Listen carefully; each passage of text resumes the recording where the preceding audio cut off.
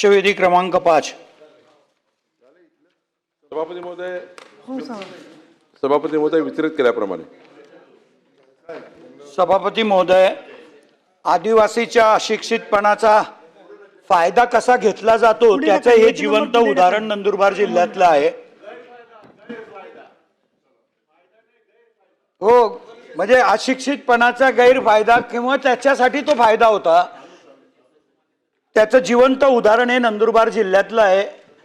कारण एकंदरीत आदिवासीला बिचाऱ्याला आदिवासीच्या जमिनीचा हक्क अबाधित ठेवणं हा सरकारचा नियम आहे, अधिकार आहे, कायदा आहे। असं असताना सुद्धा आदिवासीचं नाव अवॉर्ड निघेपर्यंत होतं आणि त्याच्यानंतर मात्र बिगर आदिवासीचं नाव टाकलं गेलं।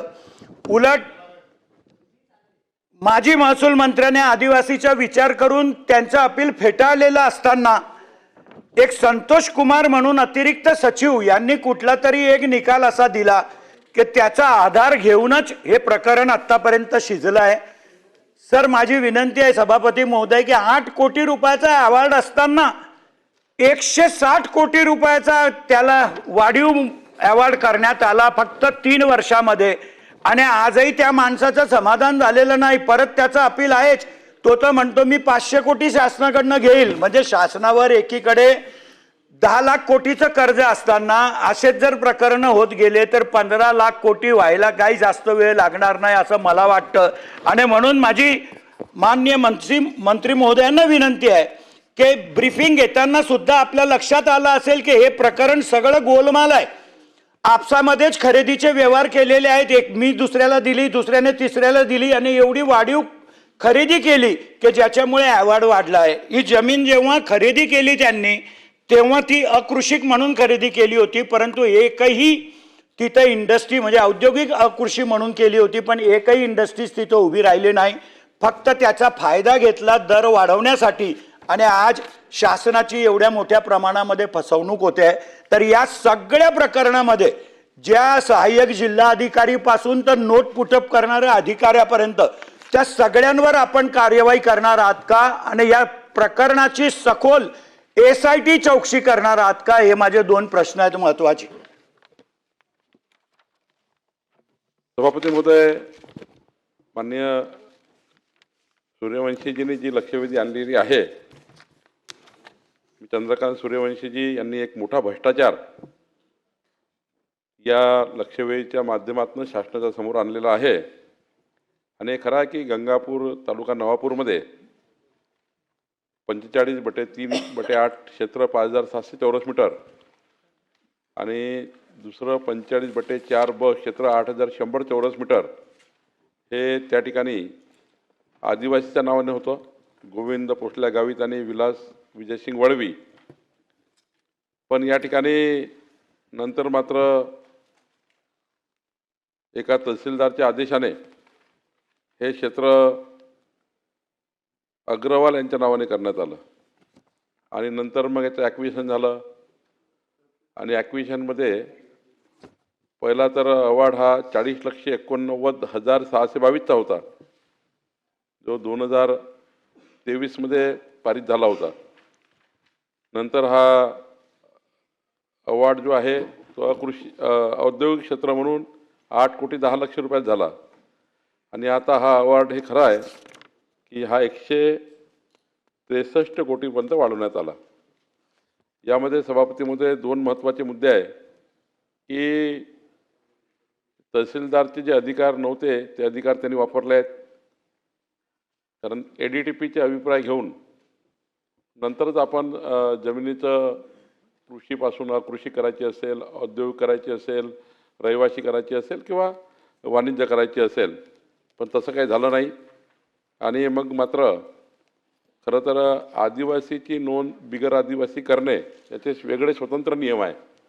या नियमांचं उल्लंघन करून या ठिकाणी थोडं एक क्वाशी ज्युडिशियल केसच्या माध्यमातून एक अपील ACS अपीलवर रिव्हिजनकडे आलं होतं, कारण हे शासनाकडे आलं, शासनाने ते हे अपील जेव्हा मंत्री महसूलकडे आलं 2024मध्ये त्यांनी खाली रिमांड केलं, म्हणजे अपील आणि रिव्हिजनच्या ACSला दिलं आणि अपील व रिव्हिजनच्या आमच्या ACSनी प्रधान सचिवांनी या ठिकाणी एक आदेश पारित करताना या ठिकाणी आदिवासीचे नाव कमी झाले आणि बिन आदिवासी नावं त्या ठिकाणी आले. खरं तर ही कॉशी ज्युडिशियल केस झाली होती. नंतर मात्र ही गोष्ट खरी आहे की या केसचं आर्बिट्रेशन अवॉर्ड जी जमीन संपादन झाली राष्ट्रीय महामार्गाकरता, राष्ट्रीय महामार्ग 6च्या चौपदरीकरणाकरता, तेव्हा एक आर्बिट्रेशन जिल्हाधिकाऱ्याकडे सुरू असताना एखाद वेळी कुठलं आर्बिट्रेशन सुरू असतं तेव्हा खालचा अधिकारी सारा विषय स्टॉप करतात आणि कुठल्याही त्या केसला हात लावत नाही. पण या केसमध्ये वेगळं झालं आहे की 8 कोटीच्या जो निवाडा भेटला त्याचं आर्बिट्रेशन सुरू असताना खालच्या एका सहाय्यक जिल्हाधिकाऱ्यांनी सरसकट त्या ठिकाणी त्याचा पुन्हा निवाडा पारित केला आणि त्यातनं मग या ठिकाणी जे मोठी 159 कोटी रक्कम, ही रक्कम त्या ठिकाणी अवॉर्डमध्ये आली. पण आता ही मोबदला अजून वाटप झाला नाही आहे. एक चांगला आहे की अजून मोबदला वाटप झाला नाही. NH आणि नॅशनल हायवेनी त्याचा सिरियस दखल घेतली आहे. माझ्याकडे एक रिव्ह्यू त्या ठिकाणी पुटअप केला आहे.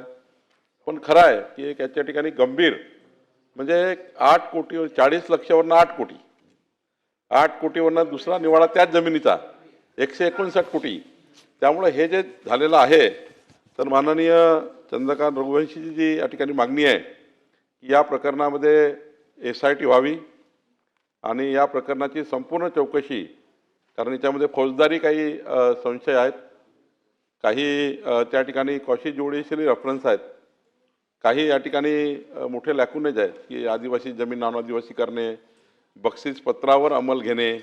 कारण एखादं बक्षीसपत्र आपण आदिवासी नॉन आदिवासीला कधीच त्या ठिकाणी ऑपरेट करत नाही, कारण त्याची एक कायदेशीर बाब आहे. कारण त्याला शासनापर्यंत यावं लागतं आदिवासी जमीन नॉन आदिवासी करण्याकरता. त्यामुळे गंभीर अनियमितता आहे. तर मी चंद्रकांत रघुवंशीजी, एक आपण विभागीय आयुक्त आपले प्रवीण गेडाम जे आहे यांच्या अध्यक्षतेखाली तिथले 3 अधिकारी, पोलीस अधिकारी एखादे, मी मुख्यमंत्र्यांची चर्चा करून याची SIT जाहीर करेल. पण याची SIT लावून महिन्याभराच्या आतमध्ये जर त्या ठिकाणी आमच्या त्या जो सहाय्यक जिल्हाधिकारी यांच्या ज्या काही अनियमितता त्यांनी केल्या आहेत किंवा काही या ठिकाणी गैरव्यवहार झाले आहेत का, या संपूर्ण बाबीची SIT चौकशी करून महिन्याभराच्या आतमध्ये या प्रकरणाची अंतिम कारवाई शासन करेल. सन्माननीय चंद्रकांत रघुवंशी. मंत्री महोदयांना माझी विनंती आहे की तोपर्यंत तुम्ही SIT कडनं चौकशी करता तर मी तुमच्या निर्णयाचं स्वागत करतो, पण तोपर्यंत या सहाय्यक जिल्हाधिकारी व संबंधित नोट पुटअप करणाऱ्या अधिकाऱ्यांना ताबडतोब तिथून बदलणार का?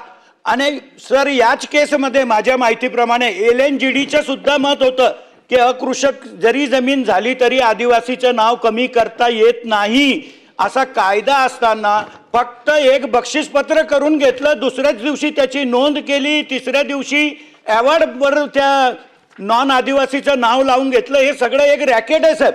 आणि हे रॅकेट तुमच्या सुद्धा, कारण तुमची प्रशासनावर एवढी पकड असताना सुद्धा जर अधिकारी एवढी हिंमत करत असतील तर हे आव्हान आहे तुमच्यासाठी नाही, महाराष्ट्राच्या सरकारसाठी सुद्धा.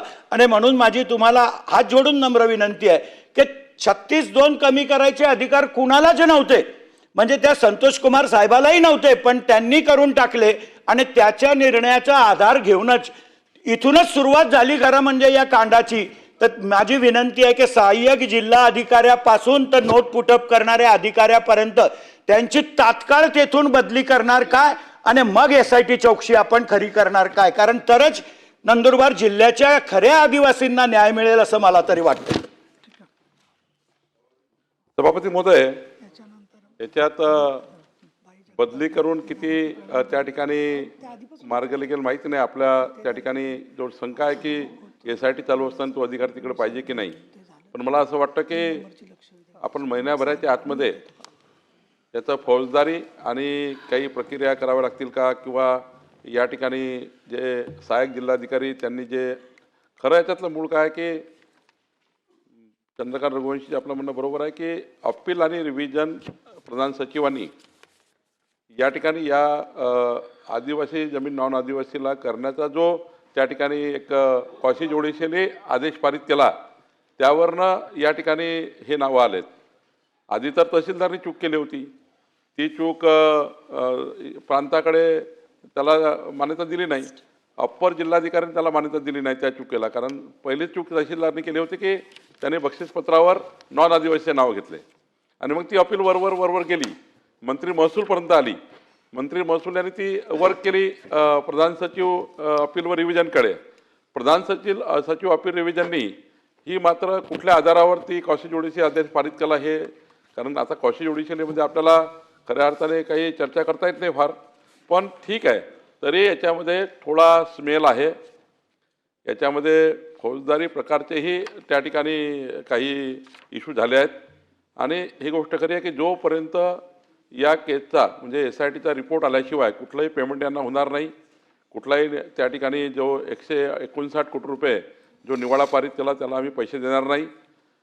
मात्र जी गंभीर अनियमितता आहे की एखाद्या केसचं आर्बिट्रेशन सुरू असताना एखाद्या सहाय्यक जिल्हाधिकाऱ्यांनी, ते IS लेवलचे अधिकारी आहेत, त्यांनी या पद्धतीचा निवाडा करणे हे काही योग्य नाही, हे शासनाच्या लक्षात आलं आहे आणि त्यामुळे शासनाने त्यात गंभीर घेतलेला आहे. पण महिनाभराच्या आतमध्ये मी सांगितलं की प्रवीण गेडाम जे आपले विभागीय आयुक्त आहेत यांच्याशी माझी चर्चा झाली, त्यांनी त्यातला भरपूर पुढं गेले आहेत.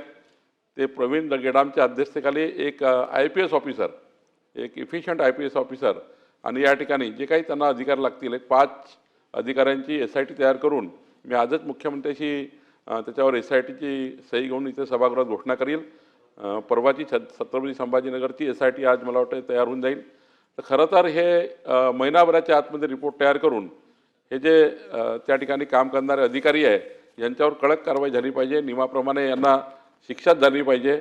आणि त्यामुळं एकदा पूर्ण फायनल रिपोर्ट तयार करून महिनाभराच्या आतमध्ये आपण या संपूर्ण प्रकरणामध्ये अंतिम चौकशी, म्हणजे याच्यात कुठलंही नाही, अंतिम चौकशी करून त्यावर काय काय कारवाई झाली हे मात्र सभागृहाला आपण अवगत करू.